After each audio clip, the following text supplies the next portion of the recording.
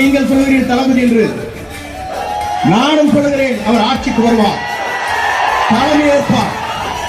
அந்த சக்தியை தமிழ்நாட்டை எவராலும் அசைத்து விட முடியாது. காலங்கள் கணிந்து கொண்டிருக்கிறது, நாட்கள் எண்ணப்பட்டு வருகிறது. டிசம்பர் மாதத்திற்குள் நம்மோடு கூட்டணி வலிமையாக வரும். நம்மோடு இன்னும் பல அமைச்சர்கள், முன்னாள் அமைச்சர் வருவார்கள். நீங்கள் கவலைப்பட தேவையில்லை. உங்களுக்காக நாங்கள் உறுதுணையாக இருப்போம். உங்கள் கரத்தை வலுப்படுத்துவோம். 30 ஆண்டு காலம் நீங்கள் இதற்காக உழைத்திருக்கிறீர்கள். உங்கள் கண்ணீரை துடைப்பதற்கு உங்களோடு உறுதுணையாக நாங்கள் நிற்போம்.